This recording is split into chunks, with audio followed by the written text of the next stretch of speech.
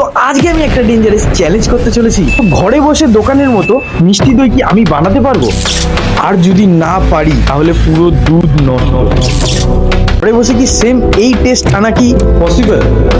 আজকে আমি নিজেই পুরো প্রসেস করব।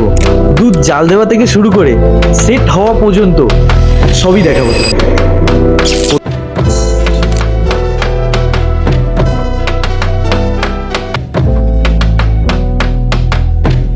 কালারটা দেখে না আমার অলরেডি টেনশন শুরু হয়ে গেছে।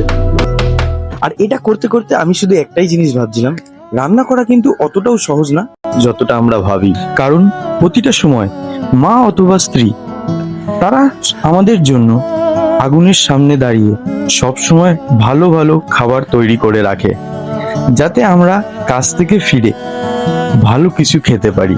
তাতে তাদের শরীর খারাপ থাকলেও তাদের কিছু করার নেই, আমাদের জন্য তারা সবসময় ভালো কিছু রেডি করে রাখে। পুরো 24 ঘন্টা হয়ে গেছে, এখন খুলবো, খুলে দেখি যে কিরকম হয়েছে।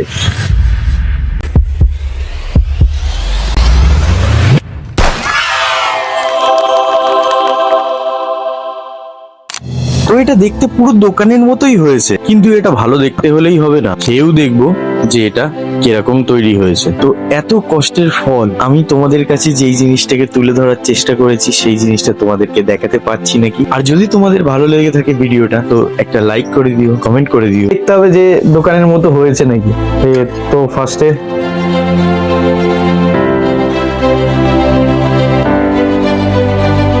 টেস্ট ভাই দোকানের মতোই হয়েছে। তো বন্ধুরা তোমরা কিন্তু কমেন্ট করে বলো যে এটা দোকানের মতো লাগছে নাকি। আর এরকম ফুড চ্যালেঞ্জ দেখতে চাইলে প্লিজ চ্যানেলটাকে সাবস্ক্রাইব করো।